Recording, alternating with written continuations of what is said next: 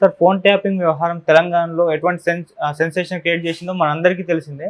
ఇప్పుడు అదే పరిస్థితి ఏపీలో కూడా వచ్చిందని అంటున్నారు. టీడీపీ నేతలు అయితే ఆరోపిస్తున్నారు జగన్మోహన్ రెడ్డి గారు ఫోన్ ట్యాపింగ్ చేశారు అని. లోకేష్ గారు సిఐడిని కూడా దించి ఇన్వెస్టిగేషన్ చేసే అవకాశం ఉంది అని అంటున్నారు సార్. మరి ఏం జరగచ్చు అంటారు సార్ ఈ ఇష్యూలో? నిన్న విచిత్రంగా ఇంకా గవర్నమెంటే ఫామ్ కాలేదు, ముఖ్యమంత్రి ప్రమాణ స్వీకారం జరగలేదు. అయినా కూడా జగన్ మీద ఆల్రెడీ రివెంజ్ గేమ్ స్టార్ట్ అయినట్టుగా మనకు అర్థమవుతుంది. ఫోన్ ట్యాపింగ్ మీద మాణిక్ వరప్రసాద్ మొన్నటి వరకు ఆయన వైసీపీలో ఉన్నాడు. సో ఆయనకు అక్కడ బాగా అవమానం జరిగినట్టుగా మనకు అర్థమవుతుంది. ఎందుకంటే ఆయన ఓపెన్గానే ముఖ్యమంత్రి అపాయింట్మెంట్ నాకు ఎవరన్నా ఇప్పించండి అని ఆయన అనౌన్స్ కూడా చేశాడు అప్పుడు. సో పైగా ఆయన గుంటూరు జిల్లా తెలుగుదేశం అధ్యక్షుడిగా ఉండి ఆయనకు ముఖ్యమంత్రి అపాయింట్మెంట్ దొరకలేదనేది అప్పట్లో సంచలనమైంది. సో ఇప్పుడు మెల్లమెల్లగా అన్నీ బయటికి తీస్తున్నారు. ఈవెన్ వైసీపీలో ఉండే వాళ్ళు కూడా ముఖ్యమంత్రిని విమర్శిస్తూ, ముఖ్యంగా ముఖ్యమంత్రి కోటరీ అనేది ఒకటి ఉండి ధనంజయ రెడ్డి కావచ్చు, సజ్జలు కావచ్చు, ఇలాంటి వాళ్ళందరూ ఎవరిని ముఖ్యమంత్రిని కలవనీయకుండా చేసి వీళ్ళే అన్ని నిర్ణయాలు తీసుకోవడం, వీళ్ళు చాలా రూడ్గా వ్యవహరించడం, ఎవరికి ఏమీ హామీలు ఇచ్చినా కూడా జగన్ ఇచ్చినా కూడా వీళ్ళు నెరవేర్చకపోవడం, ఇలాగ మొత్తం అసంతృప్తిలో ఎమ్మెల్యేలు కావచ్చు, మంత్రులు కావచ్చు, ఇతర నాయకులు కావచ్చు ఉన్నారనే విషయాలను 1 by 1 సోషల్ మీడియాలో వాళ్ళే స్ప్రెడ్ చేయడం మొదలుపెట్టారు. నిన్న కొంతమంది వైసీపీ నాయకులు కూడా మొదలుపెట్టారు. ఎప్పుడైనా ఓటమి అనేది జరిగితే ఇంకా రకరకాల కారణాలని బయటికి తీస్తుంటారు. సో అదేదంటారు కదా మామూలుగా బ్యాడ్ టైం గుడ్ టైం అని, అలాగా జగన్కి బ్యాడ్ టైం స్టార్ట్ అయింది, వీళ్ళకి గుడ్ టైం స్టార్ట్ అయింది. సో మామూలుగానే మనకి ఇండియన్ పాలిటిక్స్లో ఏంటంటే రివెంజ్ పాలిటిక్స్ అనేది వెరీ వెరీ కామన్. అప్పట్లో జగన్ జైలుకి పోవడానికి కాంగ్రెస్తో పాటు చంద్రబాబు కారణం అనేది జగన్ నమ్మాడు. దానివల్ల జగన్ అధికారంలోకి వచ్చినాక వాళ్ళ మీద పగ తెచ్చుకోవడం మొదలుపెట్టాడు. సో తెలుగుదేశం నాయకుల్ని ఇబ్బంది పెట్టడం, ఆర్థిక మూలాల్ని దెబ్బతీయడం, వాళ్ళని అవసరమైతే కేసులు పెట్టడం, ఇలాంటివన్నీ జగన్ చేశాడు. సో మనం చూసాము సిఐడి కేసులు పెట్టి వరుసగా ఇటు లోకేష్ని ఇటు చంద్రబాబు నాయకంగా జైల్లో పెట్టారు. లోకేష్ లాంటి వాళ్ళని కూడా చాలా ఇబ్బంది పెట్టారు. అప్పుడే లోకేష్ చాలాసార్లు అనౌన్స్ చేశాడు చంద్రబాబు పాలన చూసుకుంటాడు, నేను వీళ్ళ సంగతి చూసుకుంటానని.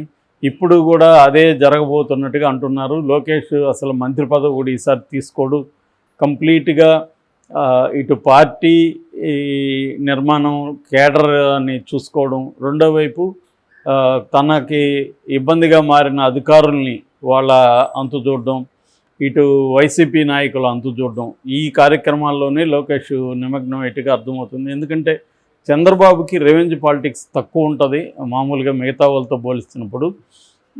ఆయన రాజకీయ అధికారంలో లేనప్పుడు ఎంతను విమర్శిస్తాడు, కానీ అధికారంలోకి వచ్చినాక రెవెంజ్ పాలిటిక్స్ తక్కువ అని చెప్తారు. అసలే లేదని చెప్పలేము. లేకపోతే జగన్ని జైలుకి పంపించడానికి ఆయన ఎందుకు ట్రై చేస్తాడు? కాకపోతే కంపారేటివ్లీ తక్కువ. ఎప్పుడైనా కూడా మామూలుగా ట్రెంచ్ మెథడ్ అని ఒకటి ఉంటుంది ఏనుగును పట్టడానికి. అడవిలో ఏనుగును తరుముతూ ఒక పెద్ద గోయి దోతారు, ఆ గోయిలో ఏనుగు పడుతుంది. పడినప్పుడు ఇద్దరు ఉంటారు, ఒకరేమో వచ్చి అంకుశంతో పొడుస్తాడు, ఇంకొకడేమో వచ్చి దానికి చెరుకు పెడతాడు.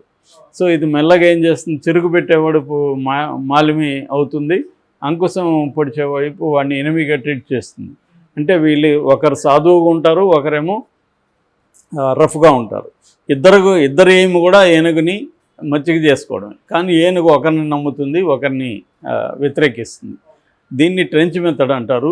ఇది రాజకీయ నాయకులు చాలామంది చేస్తుంటారు. ఇంతకుముందు కూడా రాజశేఖర్ రెడ్డి వాళ్ళ రాజారెడ్డి ఇదే చేసేవాళ్ళని చెప్తారు. అప్పుడు రాజారెడ్డి ఏమో అంకుశం పొడిచేవాడు జనాలతో, రాజశేఖర రెడ్డి ఏమో చెరుకు పెట్టేవాడు అని. సో గ్రామాల్లో తమ పట్టు కోసం వీళ్ళిద్దరు ఇలా చేసేవాడు అనేది అప్పుడు పౌర హక్కుల సంఘం రిపోర్ట్లో కూడా ఉంది. అలాగా ఇప్పుడు చంద్రబాబు లోకేష్ కలిసి ఈయనేమో చెరుకు పెడుతుంటాడు చంద్రబాబు, అతనేమో అంకుశంతో పొడుస్తుంటాడు. ఇలాంటి ఒక డ్రామా స్టార్ట్ అయ్యేట్టుగా మనకి అర్థమవుతుంది. సో ఈ డ్రామాలో భాగంగా ఫస్ట్ ఫోన్ ట్యాపింగ్ మళ్ళీ అక్కడ కూడా స్టార్ట్ అయింది. ఇక్కడ ఎలాగైతే మనకి ఇక్కడ కూడా సిమిలర్గా మనం చూడొచ్చు. ఎప్పుడైతే ఈయన అధికారంలోకి వచ్చాడో రేవంత్ రెడ్డి, వరుసగా స్కాములు అవి ఇవి కేసులు మొదలుపెట్టాడు. అధికారుల అరెస్టుతో ఈయన స్టార్ట్ చేశాడు. మేబీ ఎన్నికలు అయిపోయింది కాబట్టి నెక్స్ట్ ఈయన కూడా రాజకీయ అంటే కేసీఆర్ని, కేటీఆర్ని, హరీష్ రావుని వీళ్ళని జైలుకి పంపిస్తాడనేది చూడాలి. ఓకే. ఆ అవకాశం అయితే కనిపిస్తుంది.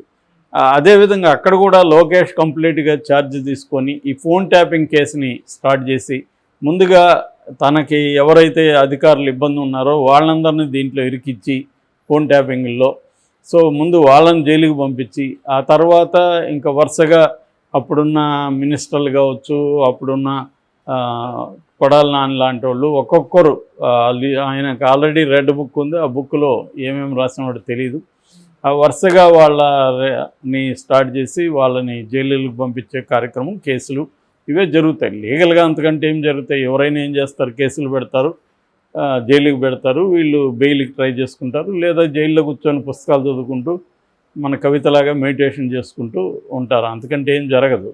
వాళ్ళు కూడా ఇప్పుడు రాజకీయాల్లో ఉన్న వాళ్ళందరూ ప్రిపేర్ అయిపోయారు. మనం ఎప్పుడో ఒకసారి జైలుకి వెళ్ళాలి, జైలుకి వెళ్ళినప్పుడు ఏం చేయాలి ఏంటి అనేది ముందుగానే ప్రిపేర్ అయిపోయినారు.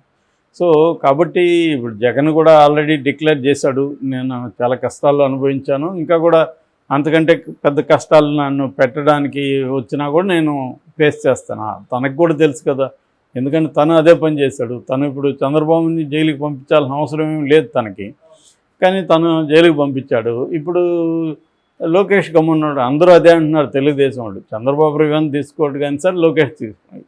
ఎవరు తీసుకుంటే ఏందో ఆడ రివెంజ్ అయితే జరుగుతుంది కదా. చంద్రబాబు దీన్ని అందుకనే ఏనుగు ట్రెంచ్ మెథడ్ చెప్పాను. మామూలుగా చంద్రబాబు మంచోడే కానీ లోకేష్ ఇది చేస్తున్నాడు అనేది ఒకటి అవుతుంది. చంద్రబాబు అలో చేయకపోతే లోకేష్ ఎందుకు చేస్తాడు? క్లియర్గా ఏంటంటే అక్కడ కూడా రివెంజ్ పాలిటిక్స్ స్టార్ట్ అయినట్టుగా అర్థమవుతుంది. ఫోన్ ట్యాపింగ్ ఆరోపణలు గతంలో కూడా వచ్చాయి, చంద్రబాబు మీద కూడా వచ్చాయి, ప్రతి ఒక్కరి మీద వస్తాయి. నేను ఇంతకుముందు కూడా ఫోన్ ట్యాపింగ్ అప్పుడు చెప్పాను. ఫోన్ ట్యాపింగ్ అనేది ప్రతి రాజకీయ నాయకులు ఏ పార్టీ ఉన్నా అధికారంలో వస్తుంది. ఎందుకంటే వాళ్ళు అదొక మార్గం. ఫోన్ ట్యాపింగ్ అనేది ఇవాళ టెక్నాలజీ డెవలప్ అయింది కాబట్టి ఈజీ. ఇది ఎప్పటి నుంచో రాజుల కాలం నుంచి కూడా శత్రు రాజుల మీద, తమ దేశంలో ఉండే వాళ్ళ మీద కూడా నిఘా వ్యవస్థ ఉండడం అనేది రాజుల కాలం నుంచి ఉంది. దాని తర్వాత ల్యాండ్ లైన్ ఉన్నప్పుడు కూడా మనకి పాత సినిమాల్లో చూస్తే కూడా అవన్నీ ఎట్లా పెడతారు, ల్యాండ్ లైన్లో అవన్నీ కూడా వస్తాయి. ల్యాండ్ లైన్లో కూడా బగ్స్ అవి పెట్టేవాళ్ళు. అలాగే ఇది ప్రత్యర్థుల మీద, తమ పార్టీలో ఉండే అసంతృప్తివాదుల మీద ఫోన్ ట్యాపింగ్ కావచ్చు, నిఘా కావచ్చు, ఇది అందరూ చేసే పని. కానీ అధికారంలో ఉన్నప్పుడు ఏంటంటే గతంలో ఉన్నవాళ్ళు చేశారని, ఇప్పుడు ఇవన్నీ చేస్తే రేపొద్దున జగనో మళ్ళీ ఇంకెవరో ఒకరు వస్తారుగా, వీళ్ళే పర్మనెంట్ ఉండరు కదా. వచ్చినప్పుడు మళ్ళీ వాళ్ళు కూడా ఇదే కార్యక్రమం చేస్తాడు. ఇప్పుడు ఇక్కడ రేవంత్ రెడ్డి చేస్తున్నాడు, రేపొద్దున మళ్ళీ బీఆర్ఎస్ బీజేపీ ఇక్కడ అధికారంలోకి వస్తుంది కదా.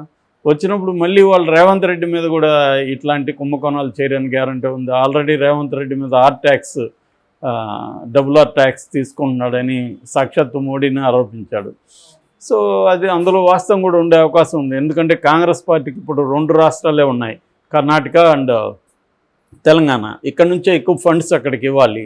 ఫండ్స్ ఇవ్వాలంటే వసూలు చేయాలి, తమకు కూడా కొంత కావాలి. వీళ్ళకు కూడా ఆవురావురని 10 ఏళ్ళుగా అధికారం లేకుండా ఉన్నారు.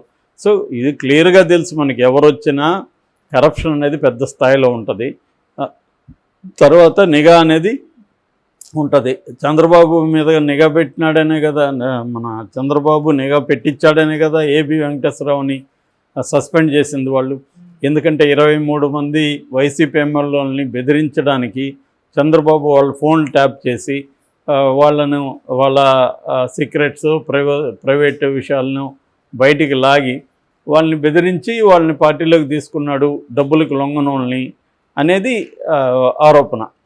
ఇది ప్రతి ఒక్కరు చేస్తారు. ఇక్కడ కేసీఆర్ మీద కూడా అదే ఆరోపణ. కేసీఆర్ ప్రత్యర్థుల్ని బెదిరించి కొంతమందిని పార్టీలోకి తీసుకున్నాడు, తర్వాత ప్రత్యర్థులకి మనీ సోర్సెస్ ఏంటి దాన్నంతా కూడా పట్టుకున్నాడని ఇప్పుడు అదే చేస్తారు. ఇప్పుడు జగన్ కావచ్చు, జగన్ చుట్టూ ఉన్న వాళ్ళందరి మీద వీళ్ళు కూడా రేపు పొద్దున నిఘా బెటర్ అనేది ఏం లేదు. ఆల్రెడీ వీళ్ళు పెట్టారనే ఆరోపణలు వచ్చాయి. కాకపోతే జగన్ అధికారులని వీళ్ళందరినీ అరెస్టులు చేసి జైలుకి పంపించలేదు. వీళ్ళు ఇప్పుడు ఇవన్నీ చేసే అవకాశం ఉంది. ఒక రకంగా రేవంత్ రెడ్డి మోడలే అక్కడ కూడా లోకేష్ అమలు చేసే అవకాశం ఉంది. మనం ఇంకా భవిష్యత్తులో చాలా చెప్పుకోవాలి. ఎవరెవరు జైలుకి పోతే ఆ రోజంతా స్టోరీలు చెప్పుకోవాలి.